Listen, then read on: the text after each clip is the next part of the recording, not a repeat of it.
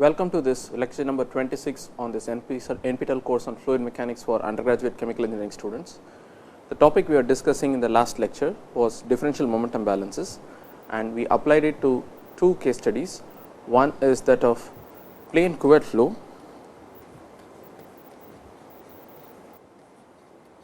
which was driven by the relative motion between two rigid plates. So, the bottom plate was stationary and the top plate was moving with a velocity u, and then we found out that after solving the problem that the velocity profile is linear in the y direction. Suppose you put the coordinate system, the flow direction is x, normal direction is y, and the plane out of the board is z, and we found out that the velocity profile is linear in the variable y. So, if you want to write the velocity profile V x, so we write the velocity vector as u v w. This is the component in the x direction, this is the component in the y direction, this is the component in the z direction. The steady velocity profile, okay, that emerges in this gap is given by u of y is capital U times y divided by h. Okay.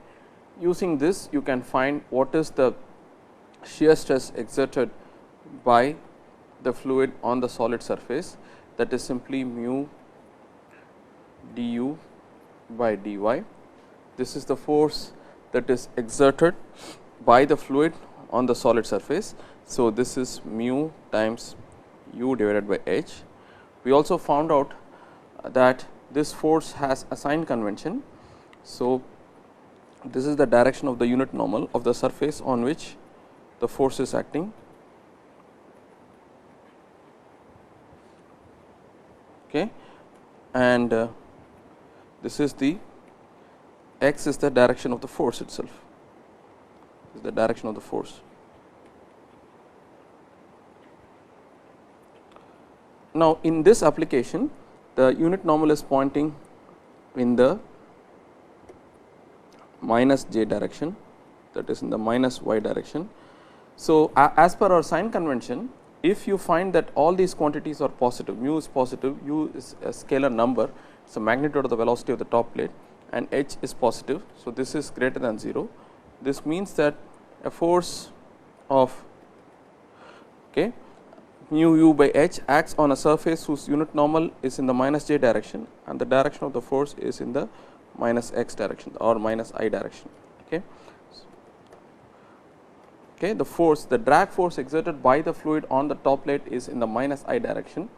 If you look at the bottom plate, okay, so we will just go a little bit down, and then if you look at the bottom plate, the unit normal is in the plus j direction.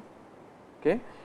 Therefore, the force exerted by the fluid on the bottom plate, the drag force will be in the plus I direction. Okay. So, using this shear stress, you can find what is the force exerted by the fluid on the top plate, that is equal to mu u divided by h times the area. Okay. Now, the rate at which work you must, so essentially you have to apply an force, this force acts in the direction in minus I direction. This is the magnitude of the force, the direction of the force is minus I. Okay. Now, if you want to move the plate at a particular velocity, okay, so the force to be exerted on the plate is mu u divided by h times a, and this force should act in the plus I direction. The force, an external agency that should which should exert on the plate so that the plate moves at a constant velocity, is plus mu u divided by h a, and an equal and opposite force is exerted by the fluid below the plate on the plate in the minus direction, minus I direction or the minus x direction. The sum of forces cancel out, so that the plate moves with a constant velocity u.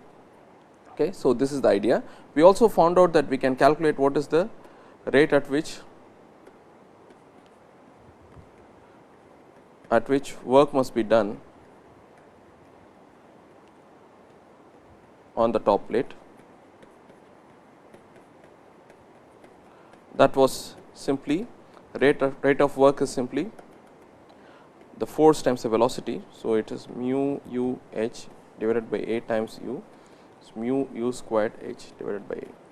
This is the rate at which work must be done on the top plate in order so that the plate continuously moves at a velocity u. Okay. So, now the next problem we turn to is the plane Poisson flow.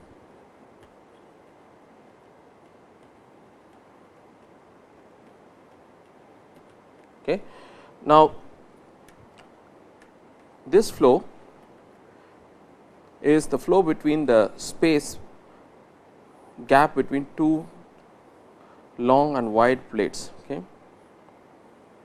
You imagine you have a slit like distance between two long plates. So, let the length of the plate be L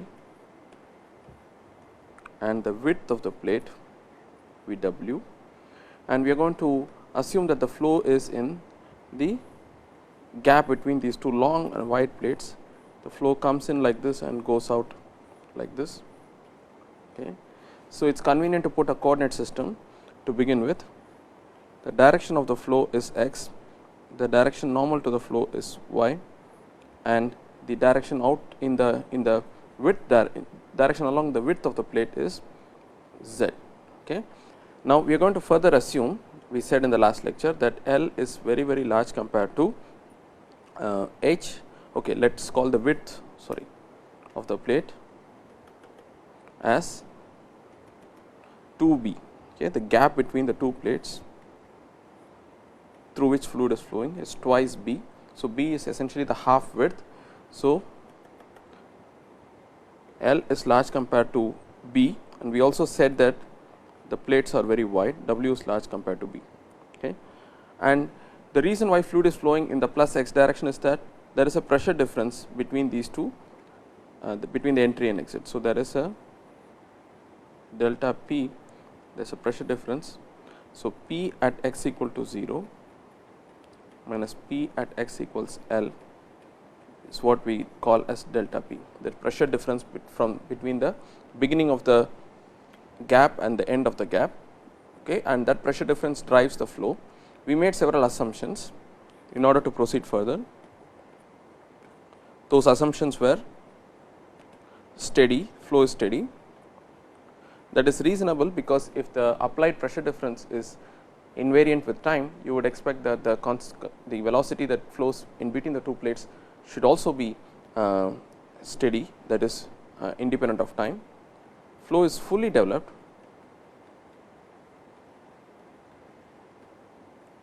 That is, there is no variation of the fluid velocity profile in the direction of the flow.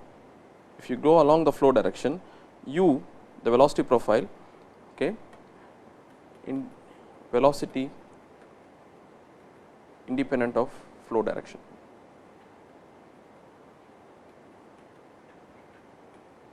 This is the fully developed assumption. The third assumption is the flow is two dimensional, okay, in the sense that there is no variation of the velocity u in the third direction along the width of the plate. So, there is no variation along the z direction. Okay. The flow is strictly two dimensional. This means that no variation along z direction, because the z direction, the width of the plate is so the flow direction is x, the width of the direction along the width is z, and the direction along the gap is y. After making these assumptions, okay, and we found that the continuity equation or the mass conservation equation, partial u partial x plus partial v partial y plus partial w partial z is 0, because the third direction is so large compared to the other two directions and there is no driving force for the fluid to move in the z direction, we can say that the this term vanishes. There is no w velocity, there is no velocity in the z direction. We also said that there is flow is fully developed. So, fully developed flow means that du dx is 0, 2D flow means that dw dz is 0. Then the mass conservation equation simply implies dV dy is 0. Now, if you look at the flow geometry, okay, at y equals minus b and plus b, okay, b, the velocity v has to be 0 because these are rigid walls. So, the fluid cannot penetrate into the rigid walls, they are impermeable rigid walls. So, v, if you partially integrate this, v should be a constant with respect to x, okay, because dv partial v partial y is 0, but that constant should also be 0 because at y equals plus b, v is 0 at all x plus or minus b, okay, at either of the two plates plus b or y equals minus b, the velocity is 0, the vertical velocity is 0. So, it has to be 0 right across the entire channel. So, there is only one velocity u in the flow direction and it can be a function only of the normal coordinate y. So, this is the information we have so far obtained from the continuity equation. Now, we will go to the x momentum equation. The y momentum equation will simply tell you that partial p partial y plus rho g y is 0. If you align the gravity vector, okay, in this fashion, let us say this is x, this is y. If gravity is acting in this minus y direction, okay, then g y is minus g. Okay. So, 0 is dp minus dp dy, I am sorry, minus rho g. This implies that dp dy is minus rho g or p is minus rho g y plus some constant p naught, okay, and that p naught can engender some constant c, could be a function of x because we are only partially integrating with respect to y. So, this is the information we get from the y momentum balance. What we can conclude from here is that if I take the partial derivative of this with respect to x, the first term vanishes because we need this in the x momentum equation.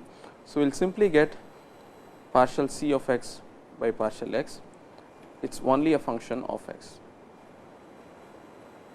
it is only a function of x, okay. It cannot be a function of y from the y momentum equation. So, the x momentum equation simplifies to, okay. So, let me quickly write down the entire momentum equation.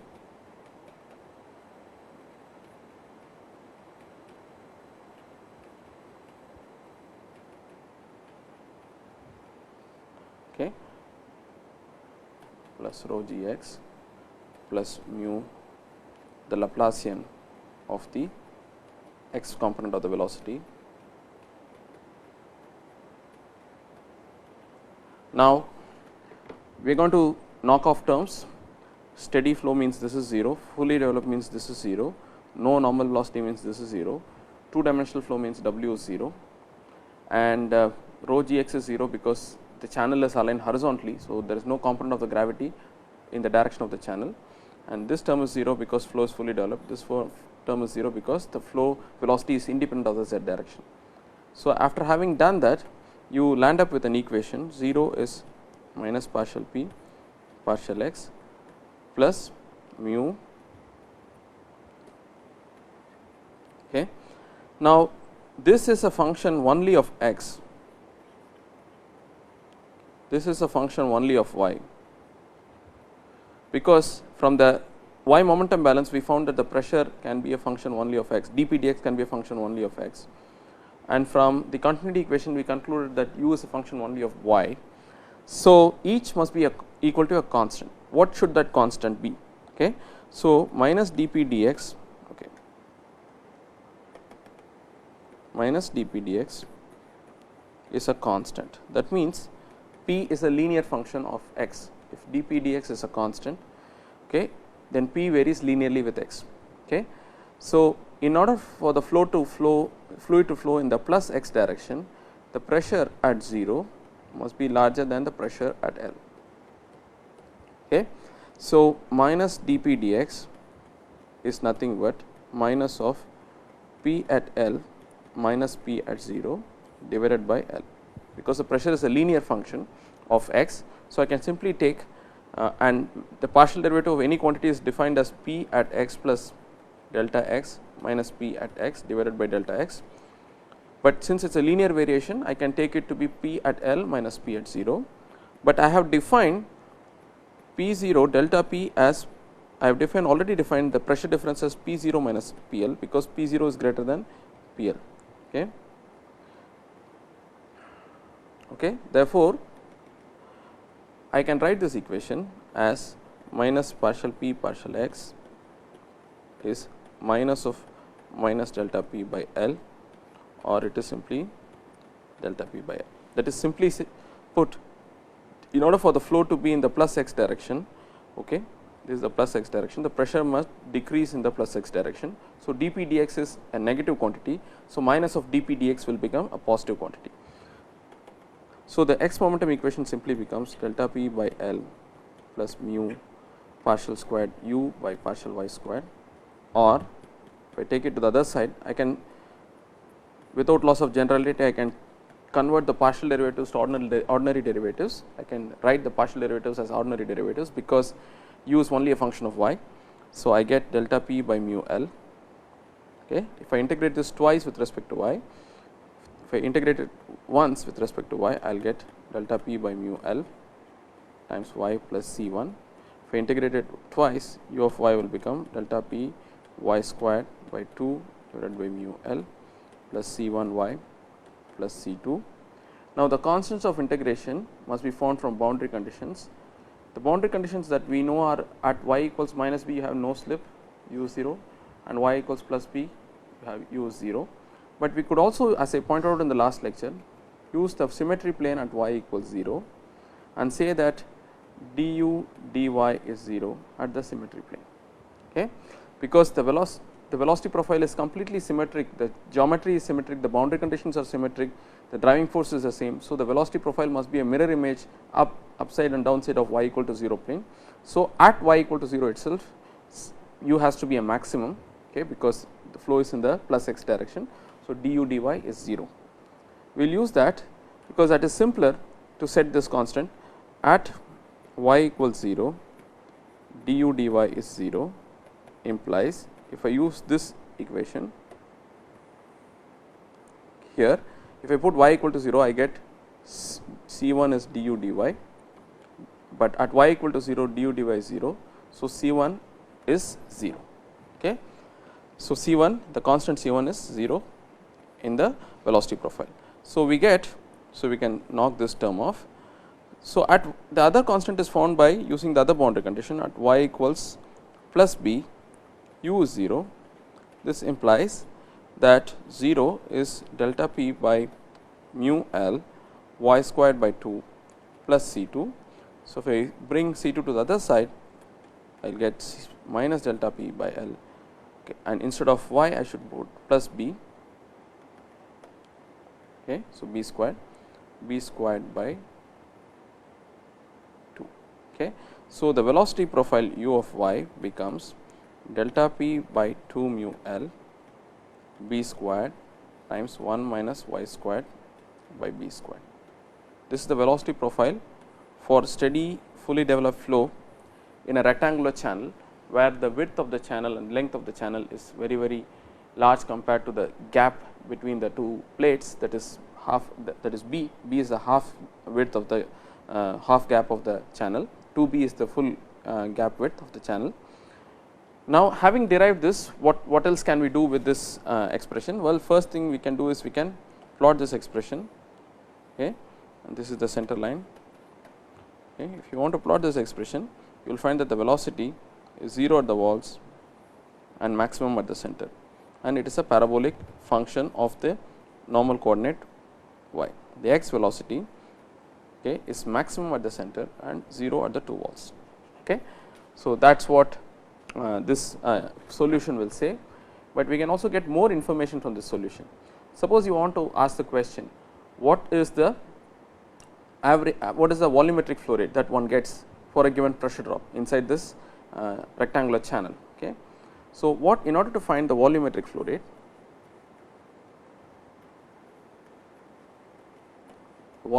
rate, is the volume amount of volume that flows in the channel per unit time. Okay. So, it is denoted by the symbol Q normally. Okay. Okay.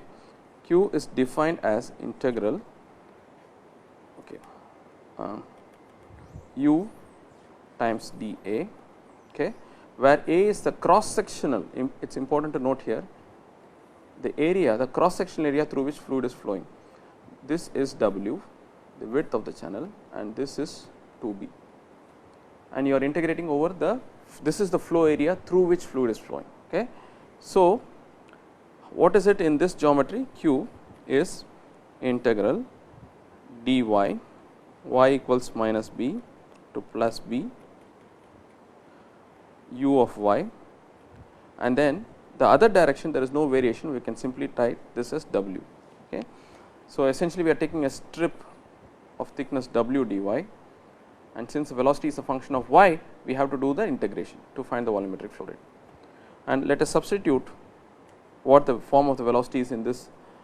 We just found what the form of the velocity is here, delta p by b squared by 2 mu L. Let us substitute that here, delta p by 2 mu L b squared, okay, w is a constant, I can pull it out now.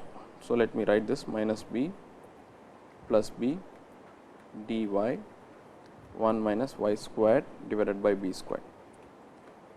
Now, the integrand is an even function of y,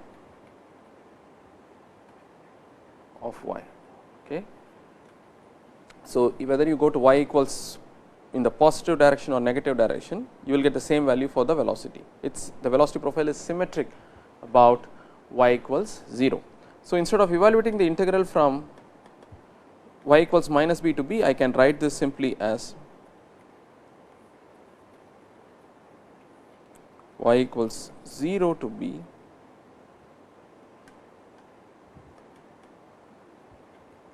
twice, because I am trying to integrate only the half domain. So, I will write twice dy 1 minus y squared by b squared. So, this is just to use the symmetry of the problem.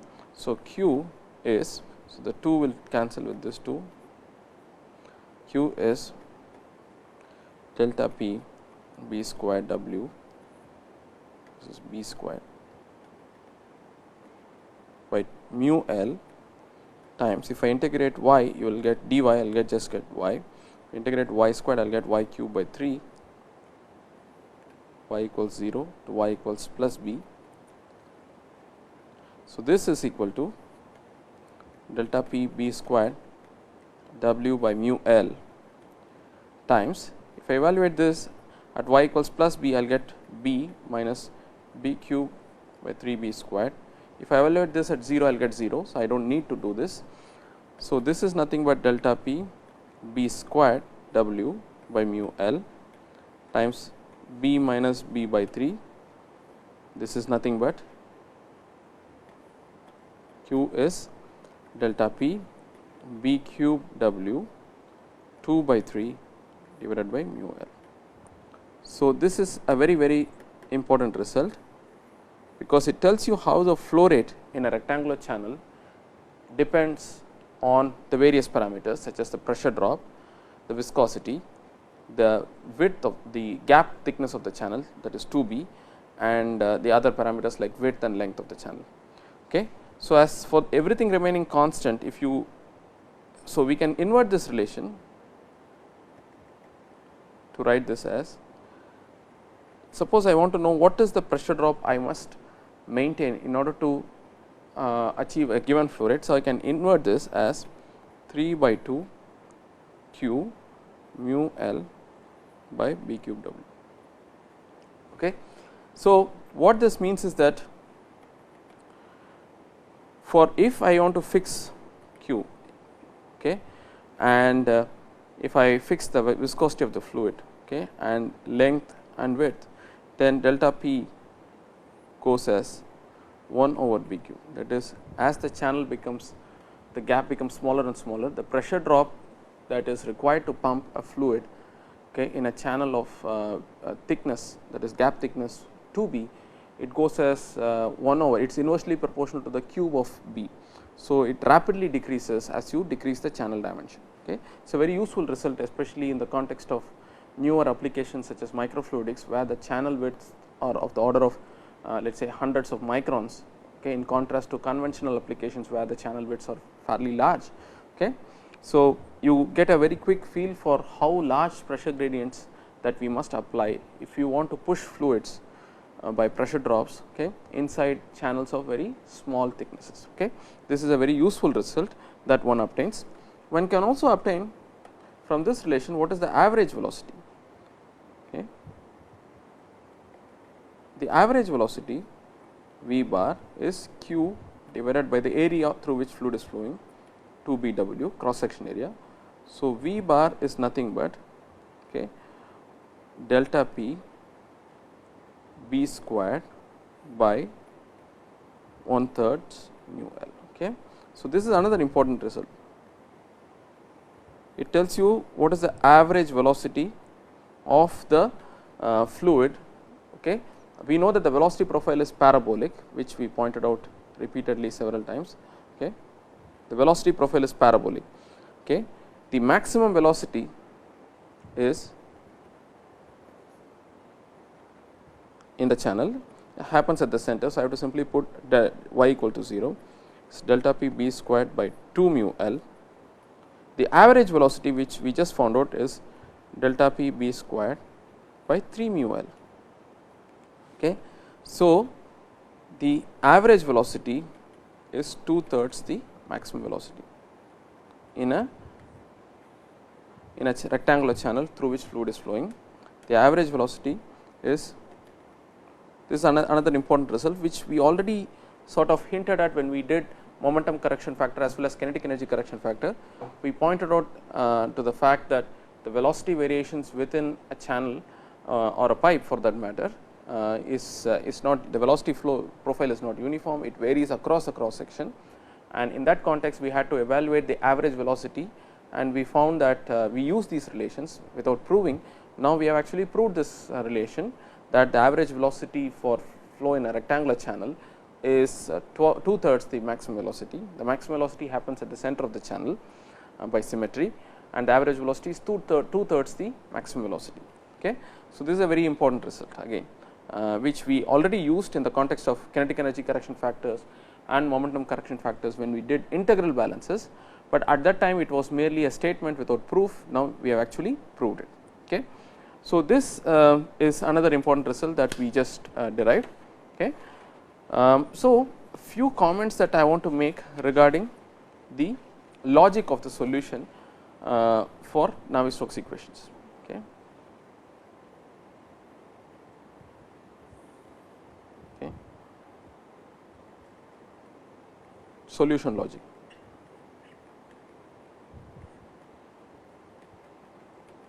Okay. First, we made some assumptions about the nature of the velocity field. Okay, we said that the velocity field is only, the velocity is only in the x direction. There is no component of the velocity in the z direction, because there is no driving force in the z direction on the first place, and there is no variation of the x velocity in the z direction, because the width of the channel is very large compared to the gap thickness b. Okay, so, we said that the flow velocity small u is independent of z. It could be a function of y, because of course, the no slip condition is valid at the two walls. Okay. So, this is one assumption we made. Then other assumption we made was that of steady flow, which is reasonable, because when the applied pressure gradients are steady, it is not unreasonable to expect that the flow should also be steady. The third assumption we made is that of fully developed flow, that is the flow velocity is independent of the flow direction. Okay. and that is true when you are far away from the entrance and exits, because when you are far away from the entrance and exits, okay, there is no reason for the flow velocity to vary in the flow direction. Okay. With these assumptions, we proceeded to solve the momentum equations, and we threw away several terms, okay, and ultimately we landed up with a solution for the velocity profile in the x direction, and it depended only on the y coordinate. In terms of geometrical coordinates, of course, it depended on viscosity and the thickness of the channel and so on, the gap thickness and so on, but in terms of coordinate variation, it is a function only of y. Okay. Once you did that, we got a consistent solution, in the sense that the solution that we arrived at does not contradict any of the assumptions we made. Okay.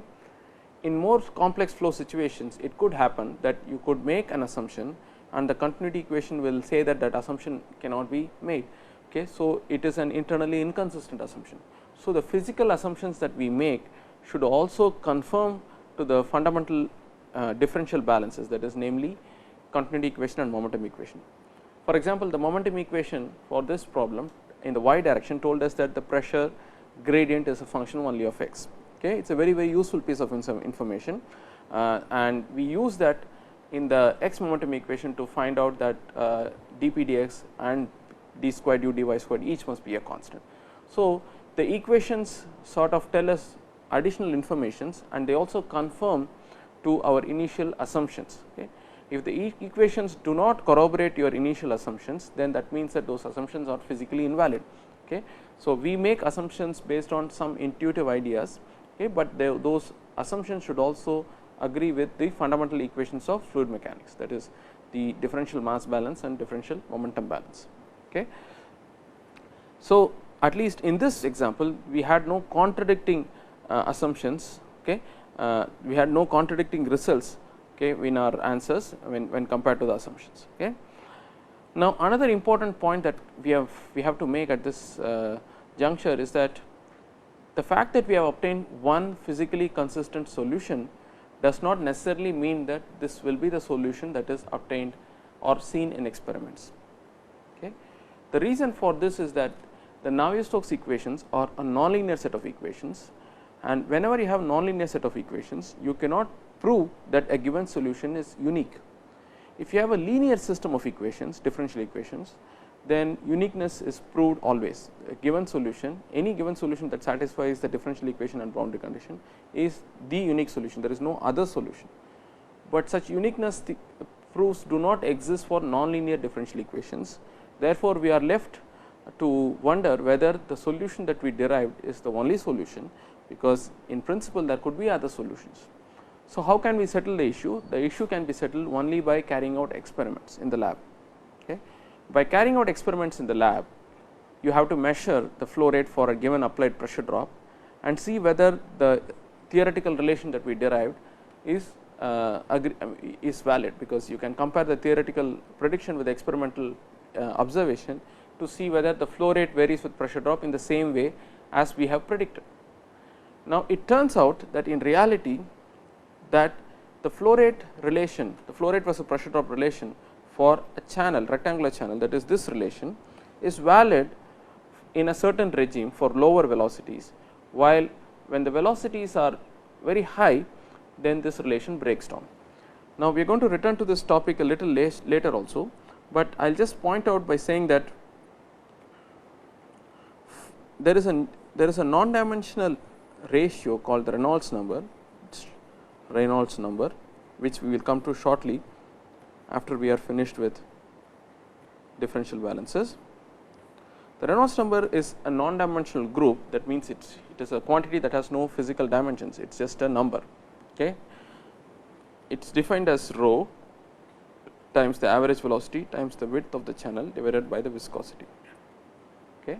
We will see later how this number naturally emerges and so on, but right now I am just telling you a fact that for a given fluid, what is fixed? Rho is fixed, mu is fixed.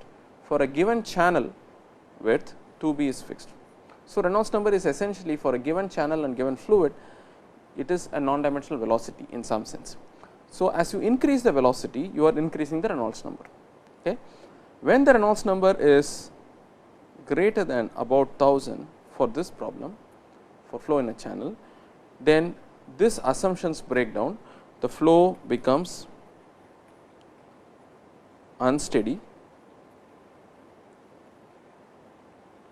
and 3 dimensional. That is not it, we first claim that only one component of the velocity is non-zero, that is the x component of the velocity. When the flow becomes, when the Reynolds number, which is a non-dimensional velocity at this point of view, at this point of time, we can just think of it as a non-dimensional velocity. When the Reynolds number is greater than 2000 or sorry 1000 for this problem, the flow in the laboratory becomes unsteady and 3 dimensional and evolves to a complicated state called turbulent flow.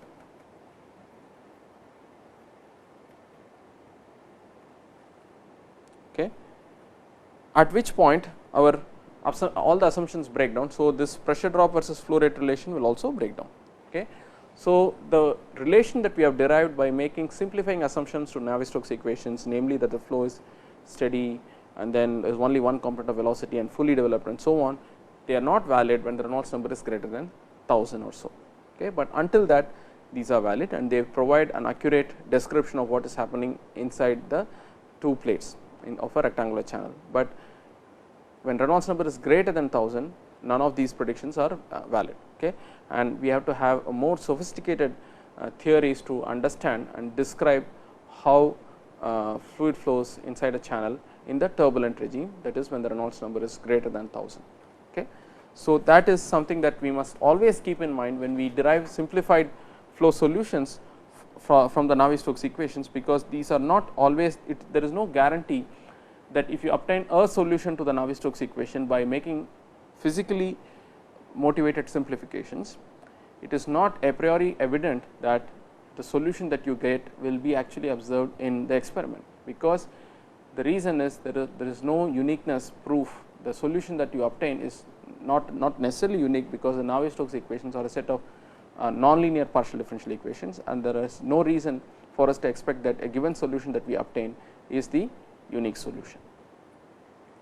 So, having done that example on flow through a rectangular channel and having pointed out the key features of a solution, we now next move to another important example, flow through a pipe. Okay. So, imagine having a long pipe, okay, a rigid pipe, a circular pipe of radius r,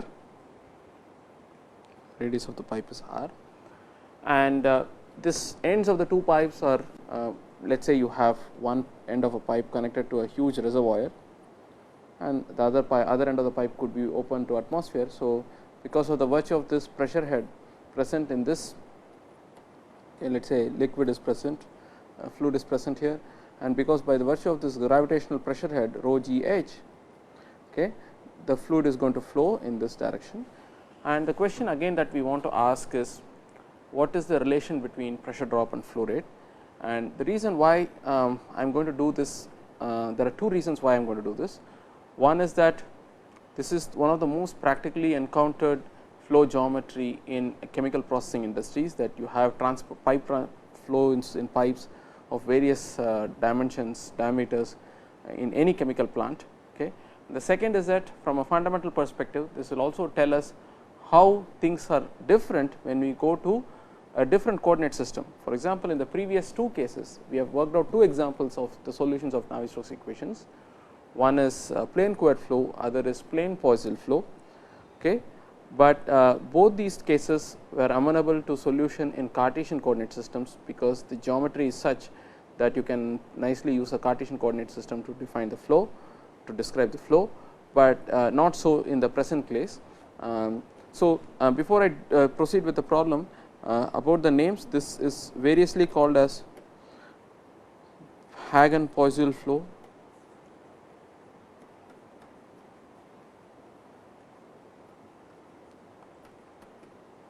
or pipe Poisson flow.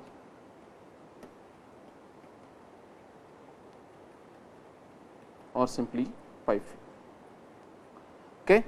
So, the first thing to note is that, so since this problem is very similar to what we just discussed, namely flow in a channel, let us focus more on the differences between this problem and the previous problem.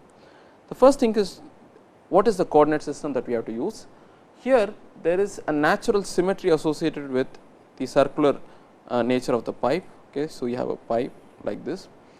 Okay. So, it is better not to use the Cartesian coordinate system, okay, and it is better to use a cylindrical coordinate system. So, let me quickly explain what is the cylindrical coordinate system.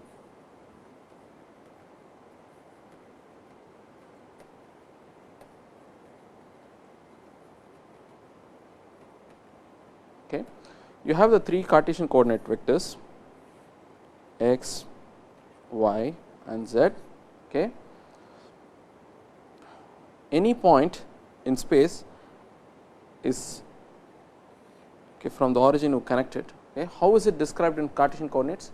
We decompose it into, okay, so let us try it in Cartesian coordinates. Any position vector is x times I plus y times j plus z times k. Okay. In cylindrical polar coordinates, we do not use x, y, z. Okay. Instead, we take the projection of this vector on the x y plane, okay, and the angle this projection makes with the x axis is theta, and the length from the origin of this projection, okay, length of the projection from the origin is r. Okay. R is the radial distance from the origin to the projection, and it is essentially the length of the projection on the x y plane. Theta is the angle the projection makes with the x axis, and z is normally z. Okay. So, the other coordinate is z.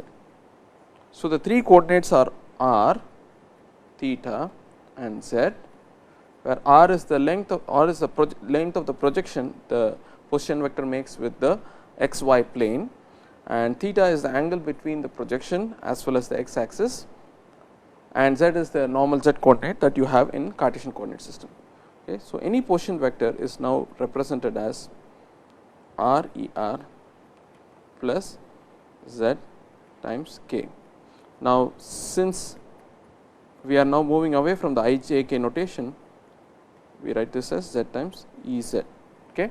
So, that is the way in which any position vector is described. Okay. Now, what is convenient about the cylindrical polar coordinates is that if you have a pipe, okay, so let us first draw the coordinate system. This is x, y and z. If you have a pipe, you can nicely place the center of the pipe, you can align the center of the pipe with the z axis, okay, with the z axis. Okay.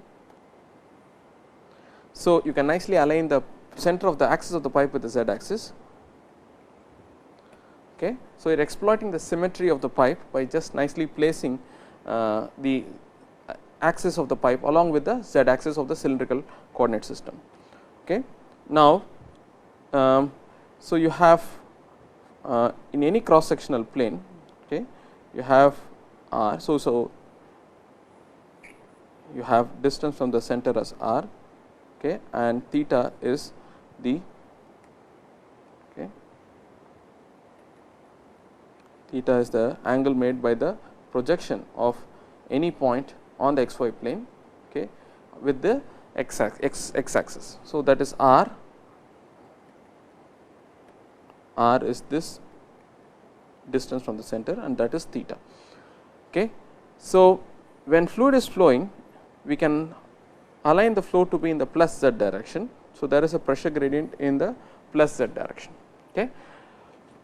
Now, what are the components of the velocity?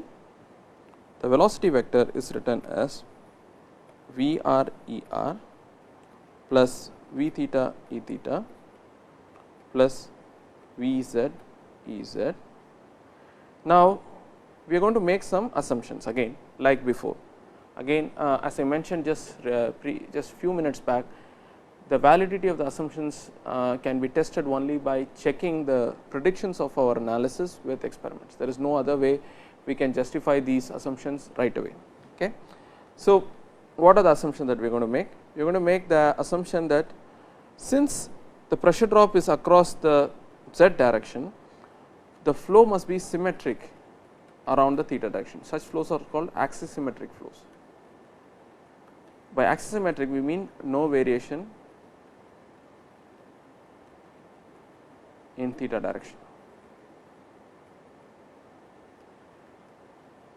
Okay. So, we make the assumption that the flow is axisymmetric. The other two assumptions we are going to make are as before: steady flow, velocity is independent of time, and fully developed flow, the flow velocity in the z direction is independent of the z direction itself. Okay. So, now axisymmetry also means that there is no theta velocity, because if there is a theta velocity, that is going to break the symmetry in the theta direction. Okay. So, not all points in the theta direction are equivalent if there is a theta velocity. So, theta velocity is 0, that is what axisymmetry means, and we are also going to use the fully developed and steady flow assumptions. Now, the next task in our hand is to look at the continuity equation or the differential mass conservation equation. Again, as I repeated several times, we cannot write the continuity equation in a steady in the vector form. Del dot, the continuity equation or the mass conservation equation becomes del dot V 0, but you have to look up tables in textbooks in order to write that in cylindrical coordinate systems for reasons that I have mentioned several times before in this course. Okay. So, the continuity equation in cylindrical coordinate system is as follows.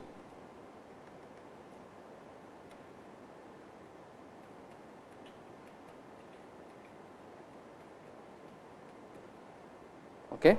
Now, let us use the assumptions. There is no theta velocity, the flow is fully developed. So, V z is independent of z. So, all we get is 1 over r from the mass conservation equation, r V r is 0. Now, this implies that d d r of r V r is 0 or r V r is a constant.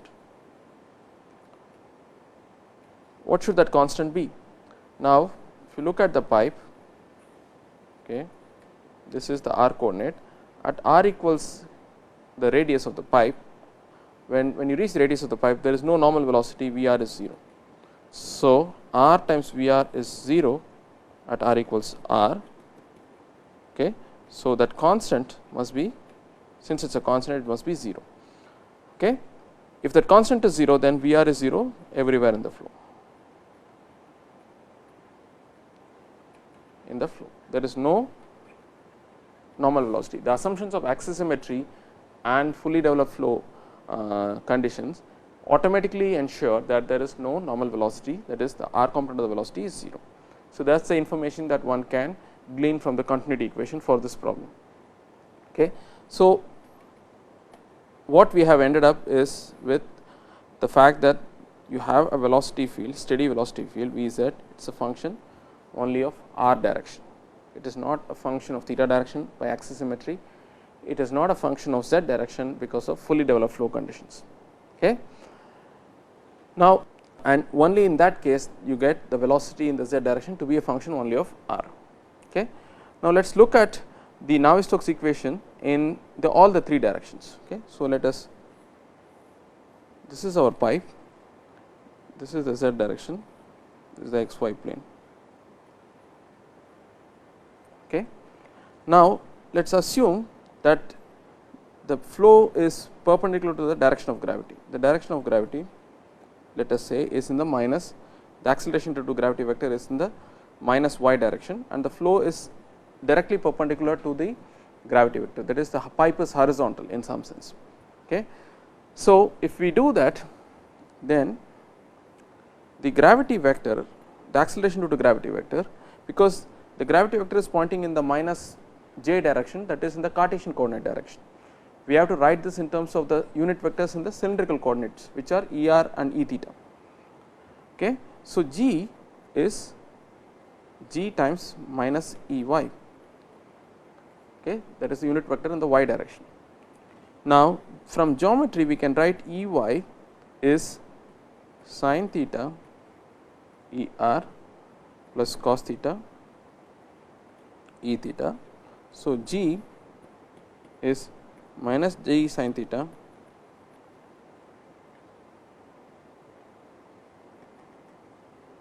E r minus G cos theta E theta. Okay.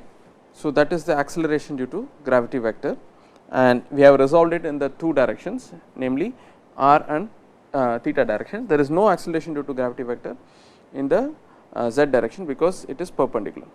So, all the, if you look at the r momentum equation, r component of the momentum equation and theta component of the momentum equation,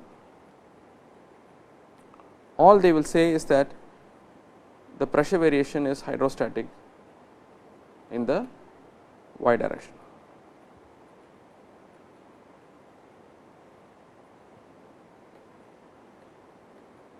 Okay. So, that is all they are going to say.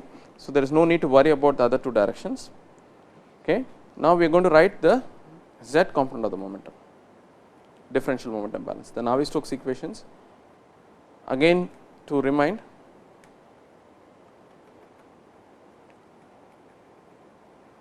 the Navier-Stokes equations have different forms in different coordinate systems, because the gradient operators as well as the divergence operators, they are different in different coordinate systems. So, we have to look up a table. So, I am merely writing it for the sake of our convenience here, but you can look it up in any tables in many textbooks.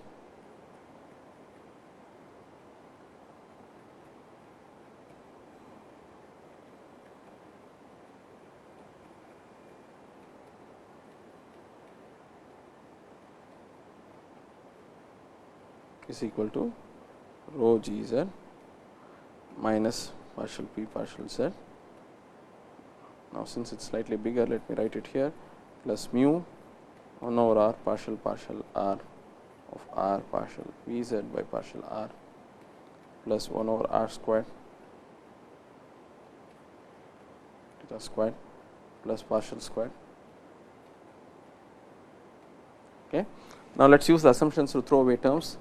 Flow steady, and there is no V r velocity, there is no V theta velocity, the flow is fully developed, there is no gravity component in the z direction, flow is axisymmetric, there is no variation of V z in theta direction, flow is fully developed. Okay. All these terms are 0, leaving us with only, just as in the previous case, you have mu times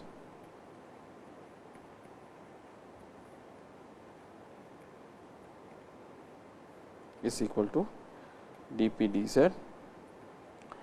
And what is dp dz? Well, just as before, just to save time, I am going to invoke the previous discussion on channel flow, which we just did. Okay. We can say that this is equal to minus p at 0 minus p at L divided by L is equal to minus delta p by L, just as in the previous case. Okay. Now, so this is equal to 1 over r partial r of r. Okay. Now, we can integrate this in the following manner: d dr of r dvz dr is minus delta p r by L, or if I integrate this once, r dvz dr becomes minus delta p by L r squared by 2 plus C1. If I divide it by r, I will get r by 2 plus C1 by r. If I integrate this once more, I will get minus delta p by L r squared by 4 plus C1 ln r, because if you integrate dr by r, you get ln r, natural log of r, plus C2. Now, you have to evaluate this, you have to evaluate the two constants with the boundary conditions.